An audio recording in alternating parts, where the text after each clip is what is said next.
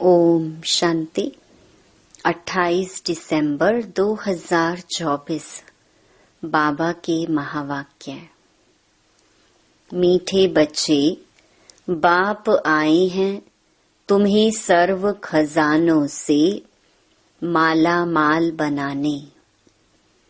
तुम सिर्फ ईश्वरीय मत पर चलो, अच्छी रीति पुरुषार्थ कर वर्षा लो, माया से हार नहीं खाओ। प्रश्न: ईश्वरीय मत, दैवी मत और मनुष्य मत में कौन सा मुख्य अंतर है? उत्तर: ईश्वरीय मत से तुम बच्चे वापस अपने घर जाते हो, फिर नई दुनिया में ऊंच पद पाते हो।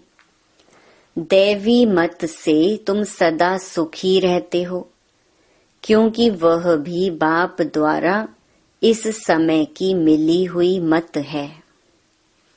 लेकिन फिर भी उतरते तो नीचे ही हो। मनुष्य मत दुखी बनाती है। ईश्वरीय मत पर चलने के लिए पहले पहले पढ़ाने वाले बाप पर पूरा निश्चय चाहिए। ओम शांति। बाप ने अर्थ तो समझाया है, मैं आत्मा शांत स्वरूप हूँ। जब ओम शांति कहा जाता है तो आत्मा को अपना घर याद आता है। मैं आत्मा शांत स्वरूप हूँ। फिर जब ऑर्गन्स मिलते हैं तब टॉकी बनती है। पहले छोटे ऑर्गन्स होते हैं, फिर बड़े होते हैं। अब परम पिता परमात्मा तो है निराकार। उनको भी रथ चाहिए टॉकी बनने के लिए। जैसे तुम आत्माएं परम धाम की रहने वाली हो, यहाँ आकर टॉकी बनती हो। बाप भी कहते हैं, मैं तुमको नॉलेज देने के लिए टॉकी बना हूँ। बाप अपना और रचना के आदि मध्य अंत का परिचय देते हैं। यह है रूहानी पढ़ाई। वह होती है जिस्मानी पढ़ाई। वह अपने को शरीर समझते हैं। ऐसे कोई नहीं कहेंगे कि हम आत्मा इन कानों द्वारा सुनती है। अभी तुम बच्चे समझते हो, बाप है पतित पावन, वही आकर समझाते हैं मैं कैसे आता हूँ। तुम्हारे मिसल मैं गर्भ में नहीं आता हूँ, मैं इनमें प्रवेश करता हूँ, फिर कोई प्रश्न ही नहीं उठता। यह रथ है, इनको माता भी कहा जाता है। सबसे बड़ी नदी ब्रह्मपुत्रा है, तो यह है सबसे बड़ी नदी। पानी की तो बात नहीं, यह है महानदी, अर्थात सबसे बड़ी ज्ञान नदी है। तो बाप आत्माओं को समझाते हैं, मैं तुम्हारा बाप हूँ। जैसे तुम बात करते हो, मैं भी बात करता हूँ। मेरा पार्ट तो सबसे पिछाड़ी का है। जब तुम बिल्कुल पतित बन जाते हो, तब तुमको पावन बनाने के लिए आना होता है। इन लक्ष्मी नारायण को ऐसा बनाने वाला कौन? सिवाय ईश्वर के और कोई के लिए कह नहीं सकेंगे। बेहद का बाप ही स्वर्ग का मालिक बनाते होंगे ना। बाप ही ज्ञान का सागर है। वही कहते हैं, मैं इस मनुष्य सृष्टि का चैतन्य बीज हूँ। मैं आदि मध्य अंत को जानता हूँ। मैं सत हूँ, मैं चैतन्य बीज रूप हूँ। इस सृष्टि रूपी झाड़ की मेरे में नॉलेज है। इसको सृष्टि चक्र अथवा ड्रामा कहा जाता है। यह फिरता ही रहता है। वह हद का ड्रामा 2 घंटे चलता है। इसकी रील 5000 वर्ष की है। जो जो टाइम पास होता जाता है 5000 वर्ष से कम होता जाता है। तुम जानते हो, पहले हम देवी देवता थे, फिर आहिस्ते आहिस्ते हम क्षत्रिय कुल में आ गए। यह सारा राज बुद्धि में है ना, तो यह सिमरण करते रहना चाहिए। हम शुरू में पार्ट बजाने आए तो हम सो देवी देवता थे। 1250 वर्ष राज्य किया। टाइम तो गुजरता जाता है ना। लाखों वर्ष की तो बात ही नहीं। लाखों वर्ष का तो कोई चिंतन कर भी ना सके। तुम बच्चे समझते हो हम यह देवी देवता थे, फिर पार्ट बजाते वर्ष पिछाड़ी वर्ष पास करते करते अभी कितने वर्ष पास कर चुके हैं। धीरे धीरे सुख कम होता जाता है। हर एक चीज सतो प्रधान, सतो रजो तमो होती है। पुरानी जरूर होती है। यह फिर है बेहद की बात। यह सब बातें अच्छी रीति बुद्धि में धारण कर फिर औरों को समझाना है। सब तो एक जैसे नहीं होते, जरूर भिन्न भिन्न रीति समझाते होंगे। चक्कर समझाना सबसे सहज है। ड्रामा और झाड़ दोनों मुख्य चित्र हैं। कल्प वृक्ष नाम है ना। कल्प की आयु कितने वर्ष की है यह कोई भी नहीं जानते। मनुष्यों की अनेक मत हैं। कोई क्या कहेंगे, कोई क्या कहेंगे। अभी तुमने अनेक मनुष्य मत को भी समझा है और एक ईश्वरीय मत को भी समझा है। कितना फर्क है। ईश्वरीय मत से तुमको फिर से नई दुनिया में जाना पड़े और कोई की भी मत से, दैवी मत व मनुष्य मत से वापस नहीं जा सकते। दैवी मत से तुम उतरते ही हो क्योंकि कला कम होती जाती है। आसुरी मत से भी उतरते हो, परंतु दैवी मत में सुख है, आसुरी मत में दुख है। दैवी मत भी इस समय बाप की दी हुई है, इसीलिए तुम सुखी रहते हो। बेहद का बाप कितना दूर दूर से आते हैं। मनुष्य कमाने के लिए बाहर जाते हैं। जब बहुत धन इकट्ठा होता है तो फिर आते हैं। बाप भी कहते हैं मैं तुम बच्चों के लिए बहुत खजाना ले आता हूँ, क्योंकि जानता हूँ तुमको बहुत माल दिए थे, वह सब तुमने गंवा दिया है। तुमसे ही बात करता हूँ जिन्होंने प्रैक्टिकल में गंवाया है। 5000 वर्ष की बात तुमको याद है ना? कहते हैं हाँ बाबा, 5000 वर्ष पहले आपसे मिले थे, आपने वर्षा दिया था। अब तुमको स्मृति आई है बरोबर बेहद के बाप से बेहद का वर्षा लिया था। बाबा आपसे नई दुनिया की राजाई का वर्षा लिया था। अच्छा, फिर पुरुषार्थ करो। ऐसे नहीं कहो बाबा माया के भूत ने हमको हरा दिया। देह अभिमान के बाद ही तुम माया से हारते हो। लोभ किया, रिश्वत खाई, लाचारी की बात और है। बाबा जानते हैं लोभ के सिवाय पेट पूजा नहीं होगी। हर्जा नहीं, भल खाओ परंतु कहाँ फंस नहीं मरना, फिर तुमको ही दुख होगा। पैसा मिलेगा, खुश हो खाएंगे। कहाँ पुलिस ने पकड़ लिया तो जेल में जाना पड़ेगा। ऐसा काम नहीं करो, उसका फिर रिस्पॉन्सिबल मैं नहीं हूँ। पाप करते हैं तो जेल में जाते हैं, वहां तो जेल आदि होता नहीं। तो ड्रामा के प्लान अनुसार जो कल्प पहले तुमको वर्षा मिला है, 21 जन्म लिए वैसे ही फिर लेंगे। सारी राजधानी बनती है, गरीब प्रजा साहूकार प्रजा, परंतु वहां दुख होता नहीं। यह बाप गारंटी करते हैं, सब एक समान तो बन ना सके। सूर्यवंशी चंद्रवंशी राजाई में सब चाहिए ना। बच्चे जानते हैं कैसे बाप हमको विश्व की बादशाही देते हैं, फिर हम उतरते हैं। स्मृति में आया ना, स्कूल में पढ़ाई स्मृति में रहती है ना। यहाँ भी बाप स्मृति दिलाते हैं।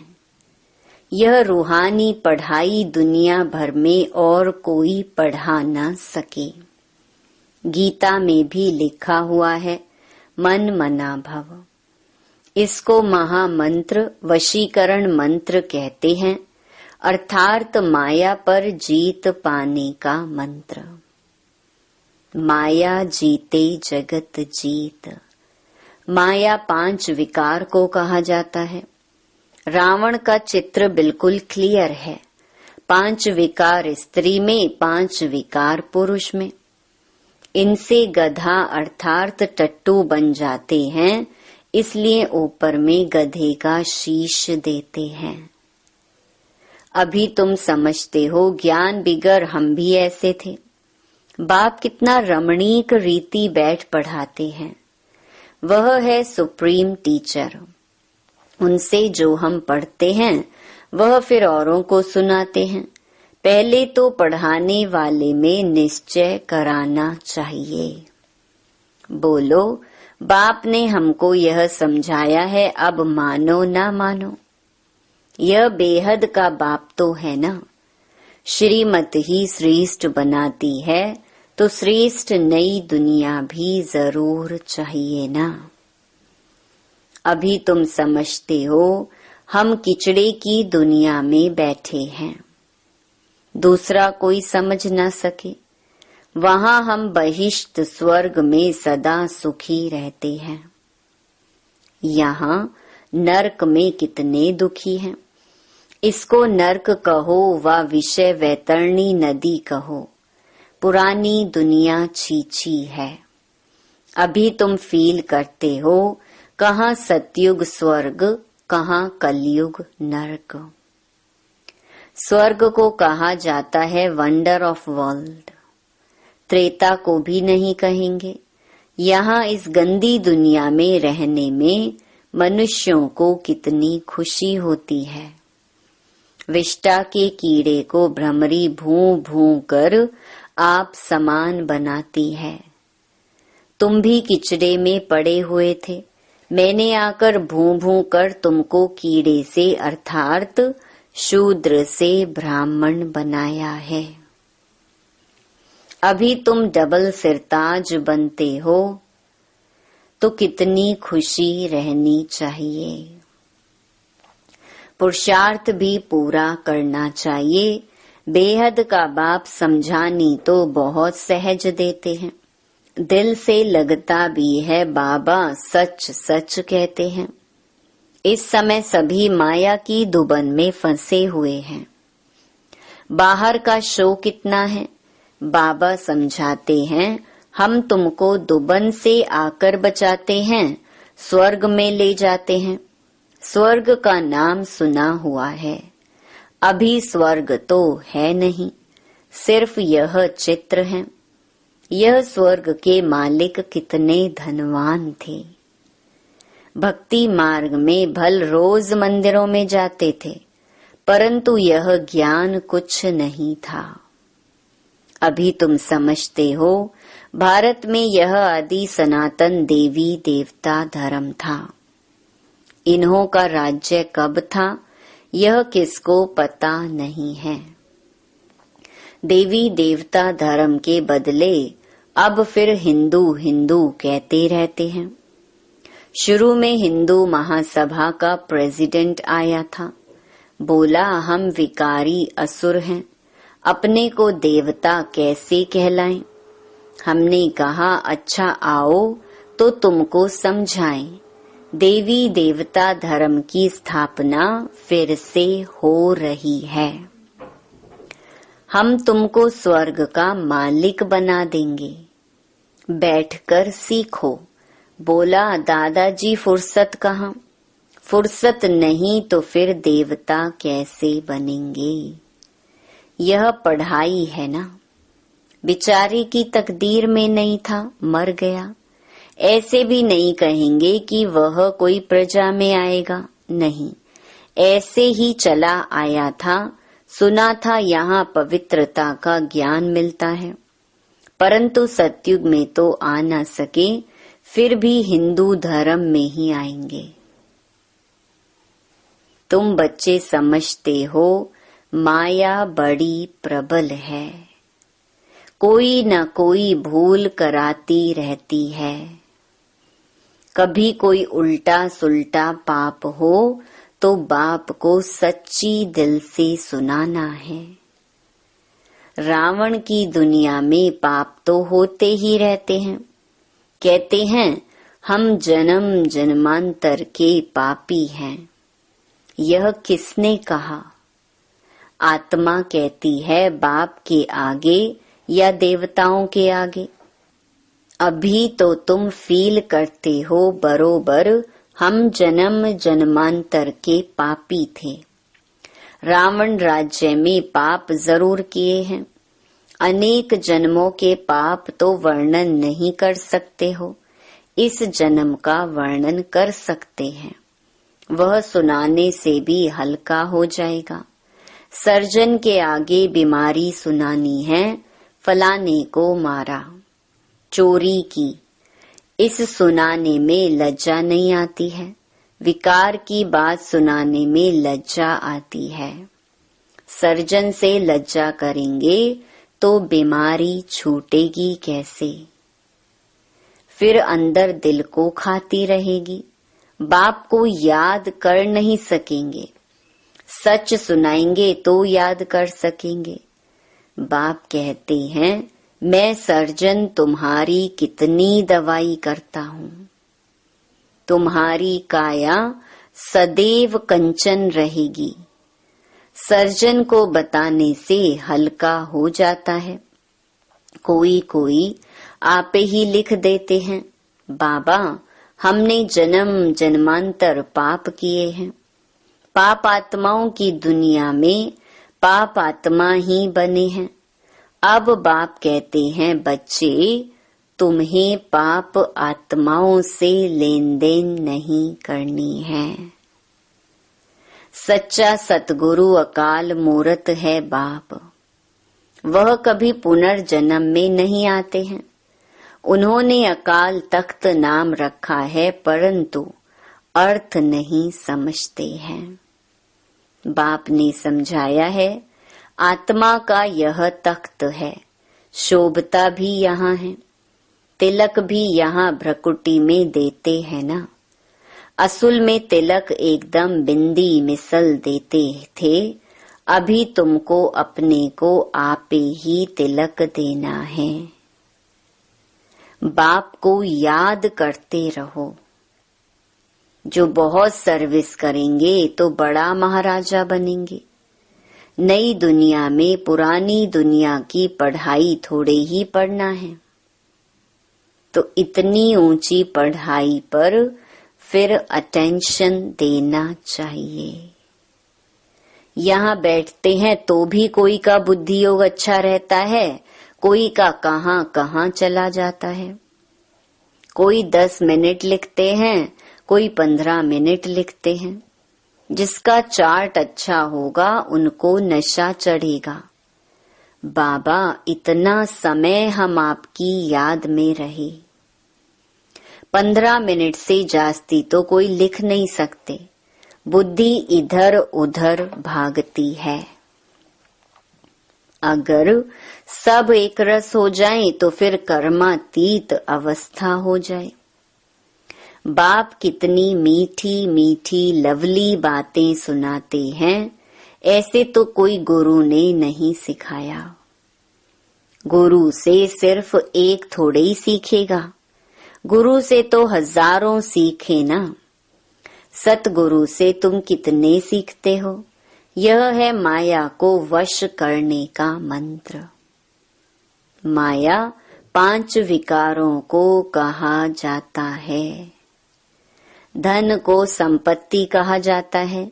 लक्ष्मी नारायण के लिए कहेंगे इन्हों के पास बहुत संपत्ति है।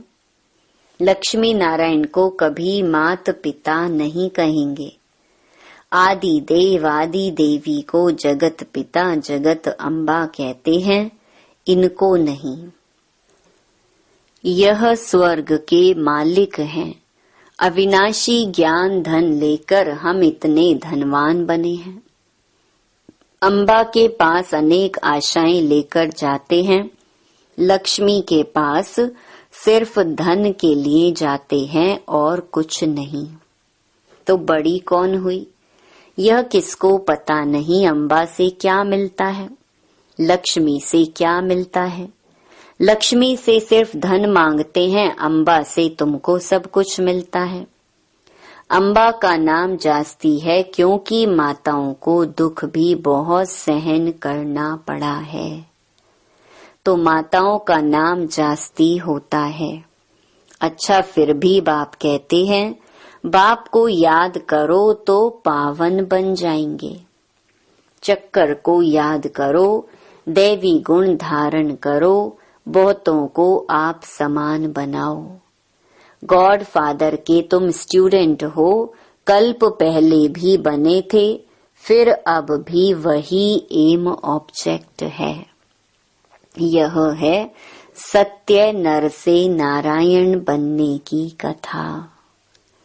अच्छा, मीठे मीठे सिकिलधे बच्चों प्रति मात पिता बाप दादा का याद प्यार और गुड मॉर्निंग। रूहानी बाप की रूहानी बच्चों को नमस्ते। धारणा के लिए मुख्य सार।